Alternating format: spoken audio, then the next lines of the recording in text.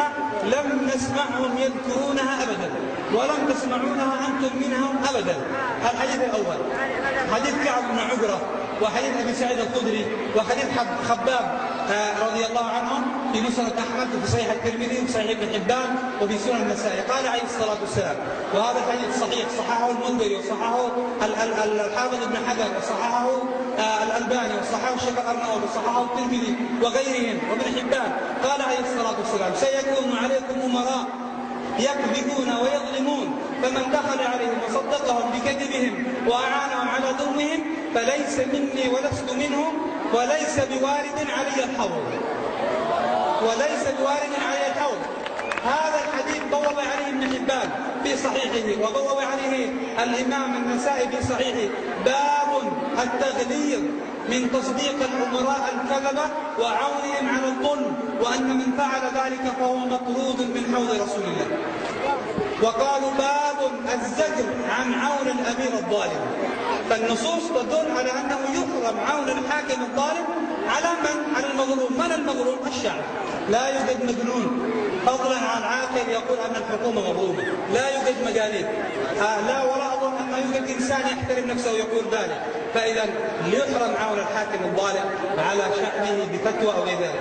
قال الإمام المبارك فوري في شرح الترمذي، تحفة الأحوذ بشرح الترمذي، قال في قوله: فمن دخل عليهم، أي من دخل على الأمراء من العلماء وبرر له ظلم الناس أو سفك دمائهم فأنا منه بريء.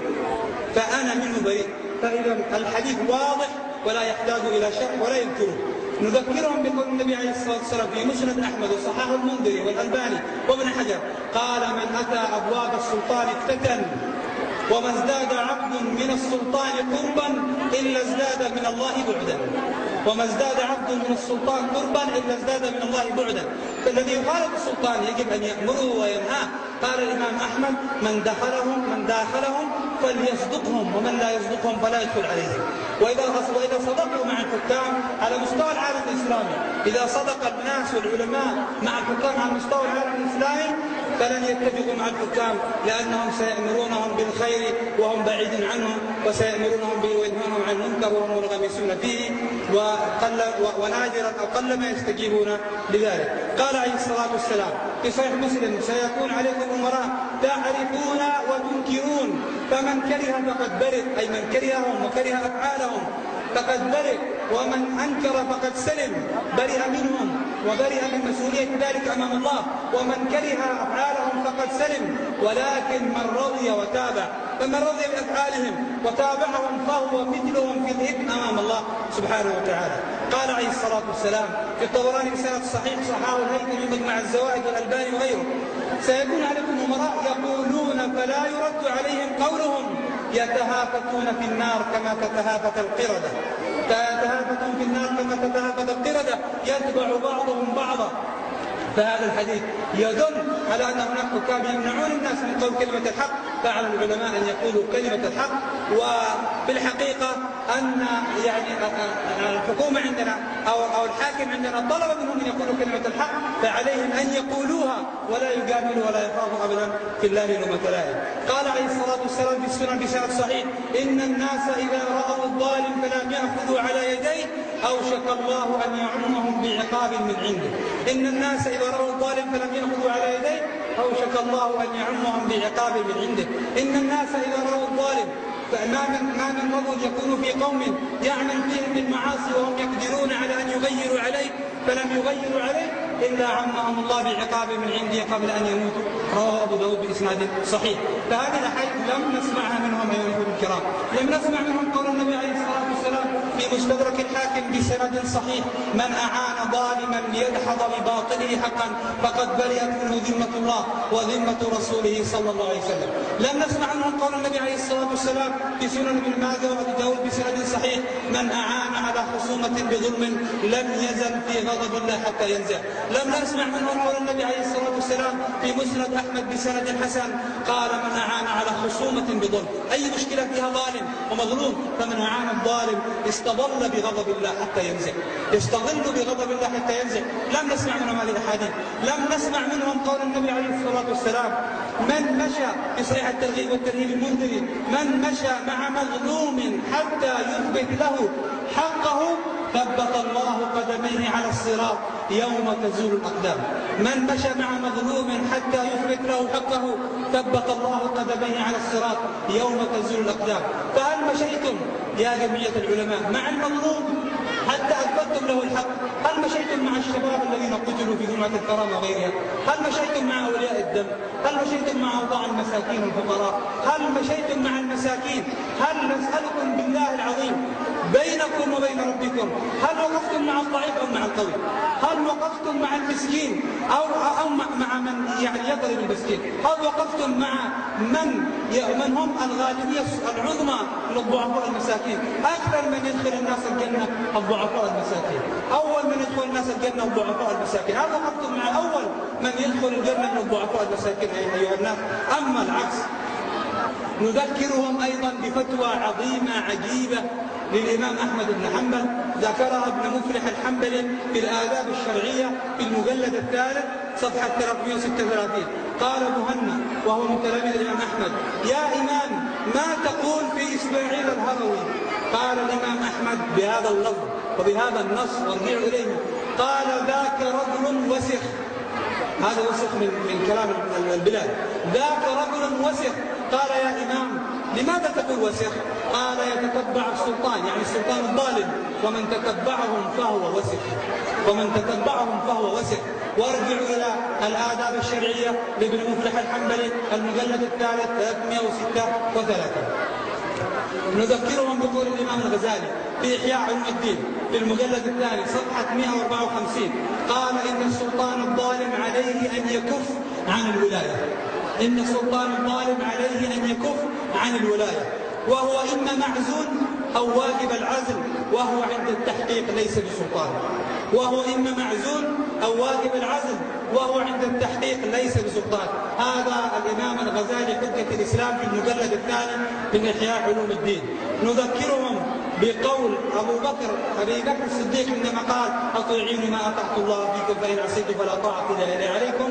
رواه ابن كثير في البداية والنهاية بأسانيد صحيحة لا كما يقول بعض الجهلة. نذكرهم بقول علي عندما قال لأهل الكوفة كما أخرجه الحافظ في الفتح بسند حسن: قال لهم: أيها الناس، إن كنت ظالما فاخذلوني، إن كنت ظالما فاخذلوني، وإن كنت مظلوما فأعينوني. هذا كلام الأئمة. لا تعينوا الحاكم إن كان ظالما بأمر الأئمة الخلفاء الراشدين. فأين يقولون هذه النصوص الصحيحة؟ وقال الإمام عثمان سيدنا عثمان أمير المؤمنين رضي الله عنه فيما أخرجه أحمد بسند صحيح صححه الأرناؤوط: قال: أيها الناس، إذا وجدتم في كتاب الله أن تضعوا رجلي في القيد فضعوا رجلي في القيد.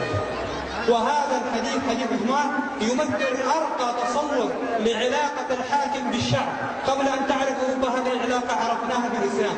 الحاكم كما أنه يحبس الناس إذا أخطأوا فإن الناس يحبسونه إذا استوجب ذلك، كما أنه يقيم الحد على الناس فإنه يقيم الناس الحد عليهم إذا استوجب ذلك.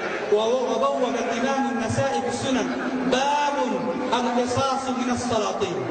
باب القصاص من السلاطين. لم نسمع منهم هذه الأحاديث أيها الكرام، لم نسمع منهم. نذكرهم بقول الإمام الصنعاني. قال الإمام الصنعاني رحمه الله في آخر حديث في كتاب الزكاة في سبل السلام: ما أتاك الله من هذا المال من غير طلب ولا إشراف نفس فخذه فإنما هو رزق ساقه الله إليه. قال: يجوز أخذ المال أو العطية من السلطان الظالم أو الجائر بشرطين. الشرط الأول مع شروط الحديث: الشرط الأول ألا تحبه، لأن النفوس مقبولة على حب من أحسن إليها. فإذا أعطاك الحاكم مالا فخذ هذا المال، ولا يجوز لك أن تحبه إن كان ظالما، لأن محبة الظالم لا تجوز. الشرط الثاني: ألا توهم الآخرين، ألا توهم الناس أن الحاكم على الحق. فانظر إلى هذه الشروط الدقيقة. يحرم العلماء محبة الحاكم حتى لو أعطاك المال إن كان ظالما، ويحرمون عليك أن توحي للناس إيحاء أنه على العدل. كيف بمن يصرح ذلك؟ قال عليه الصلاة والسلام في حق من أطاع الأمير في المعصية: لما أرسل أميرا كما في البخاري ومسلم فقال لهم الأمير للجيش قال ادخلوا في النار، فرفضوا، فأراد بعضهم أن يدخل في النار فترددوا، فأخبروا الرسول فقال النبي لو دخلتموها ما خرجتم إلى يوم القيامة. بوب عليه النسائي وغيره باب ذكر من يطيع الأمير في المعصية. قال الإمام ابن القيم في زاد المعاد إذا كان حكم من يحرق نفسه في طاعة الأمير أنه سيدخل النار، فكيف بمن يحرق الناس طاعة للأمير؟ إذا كان حكم من يحرق نفسه أنه سيدخل النار إذا أحرق نفسه، كيف بمن يحرق الناس طاعة للأمير؟ فلا طاعة له في معصية الله سبحانه وتعالى. نذكرهم أيضا أيها الأخوة الكرام بقول ابن عمر كما أخرجه ابن عبد البر في التمهيد قال وفد الشيطان الذين يأتون الأمراء ويمشون إليهم بالنميمة والكذب ويأخذون الأموال. هذا وفد الأمراء أو وفد الشياطين كما ذكر ذلك ابن عمر في التمهيد ابن عبد البر في المجلد الخامس. وأخيرا نذكرهم بقول الله ولا تذكروا الذين ظلموا فتمسكم النار، وبقوله تعالى ربي بما أنعمت علي فلن أكون ظهيرا للمجرمين. يذكرهم الله أن يتقوا الله في دماء الناس، وبقول النبي عليه الصلاة والسلام رب كلمة يقولها المرء لا يلقي لها بالا يهوي بها في النار 70 خريفا. قال الإمام ابن عبد البر أجمع العلماء على أن معنى هذا الحديث في حق من يدخل على السلطان ويبرر له قتل الضعفاء من المسلمين، هكذا بالنص قال الإمام ابن عبد البر في الاستذكار هذا الحديث رب كلمة في حق من يبرر للحاكم قتل الناس بأي طريق من الطرق. فأيها الإخوة الكرام أنتم إن شاء الله محقون وشرعيون في مطالباتكم، فلا يهزكم شيء ولا تتغيروا بشيء، وهذه من الابتلاءات. ولا زال الناس منذ قديم الزمان أن للحق أعوان وللباطل أعوان، وإن لبس أهل الباطل ما لبسوا فهم أهل الباطل، وإن ضعفوا أهل الحق مهما ضعفوا فهم على الحق. لا يغرك كثرة السالكين، وعليك بسبيل الناجين مهما قلوا، فلا يغرك الحق بكثرة أو بقلة. نسأل الله أن يحفظكم ويرعاكم ويبلغنا النصر، ونسأل الله سبحانه وتعالى أن يهدينا جميعا حكام المحكومين. والسلام عليكم ورحمة الله وبركاته.